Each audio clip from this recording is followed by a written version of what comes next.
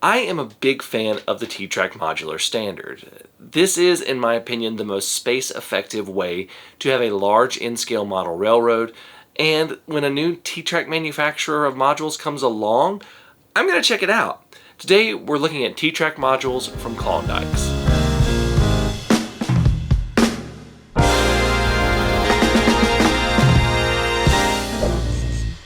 Klawndyke is a small family-run business that makes these laser-cut TTrak module kits. This is an end cap right here that I just constructed that I'm going to show you how I built.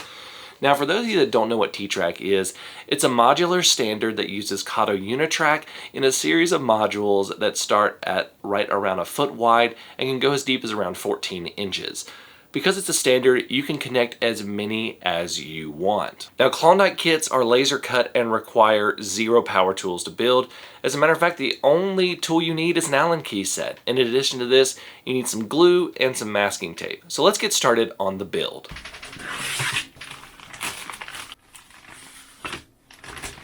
Before we get into this, I just want to show you how these come packaged. They come packaged very nicely. You can see that they have this nice little plastic wrap that is sealed around it. They got the instructions right here as well as all the pieces. And then they also have all of the little extra components and hardware that you're going to need for the feet that you're going to put on that so you can level it out with other modules. So this is really, really great, and I love this. Now, this right here is a single module, and we're going to be building an end cap module in this because I've actually built quite a few single modules, so I thought I'd build something different. One thing that I really like about these kits is that the tops are marked not only with the main alignment of the track, but also have holes for power feeders and screw mounts, as well as markings to tell you what Kato track needs to go on it by its part number.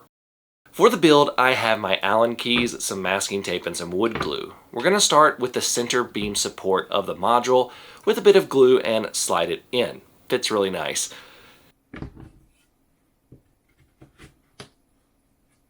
Then we attach one of the long sides that connects to the center beam and add some glue where needed.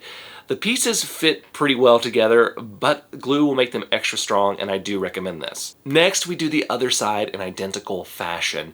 Then we can do our end sections, which fit nicely into place. Now we're going to take some masking tape and tightly tape the various corners and edges to hold the wood in place until the glue dries. I'm taping all over it, but I'm really looking for spots that are not flush and taping them nice and tight so that they hold while they're drying. The last thing we need to do is glue the feet supports for the corners. TTrak modules have feet that allow you to adjust the modules to connect them with other modules.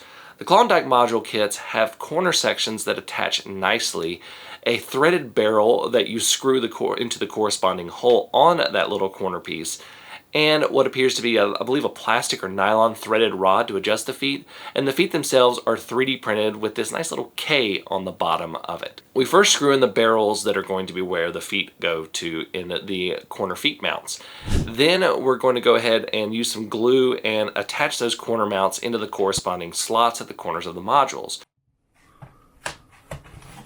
Then we tighten down our threaded rod that is attached to the feet and we put it through that barrel. We repeat this process for all 4 feet of the module. Now we can let it dry. Wood glue is one that typically takes a little while to dry, so I let it dry overnight. Once that is done, we can install the track. One thing that I personally like, and I know some people may not, is these screw holes that line up with the holes in the bottom of Kato Unitrack. This is by no means a necessity to do, but you can buy the screws separately on their website. They are going to need some little washers though, so they don't go through the holes. Once you have all the track attached, you've got a pretty nice little TTrak module, and we can test it out with a couple of other modules I have. This is one from Osborne Model Kits that I end up detailing for Trainmasters TV, and you can see that it works just fine. And this is a corner module that I custom built, which is a bit harder because my measurements weren't quite as exact, but it does get connected just fine.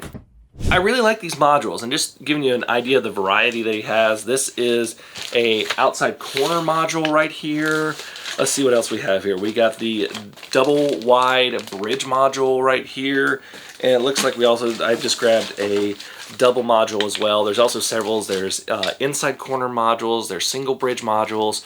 There are a lot. I think the biggest he can make is a triple module, but This is just a really, really neat thing. These modules are extremely easy to put together. I'm going to put a link to his website in the description below. Also, side note, you may be noticing that I'm wearing a different shirt. This is from Return Kindness. It is a very nice little thing that is going on, and it basically is all about paying it forward to strangers, and you can check out their website in the description below. So thank you all so much for watching. Until next time, I'm Jimmy from the DIY and Digital. Stay safe, be kind, and happy railroading.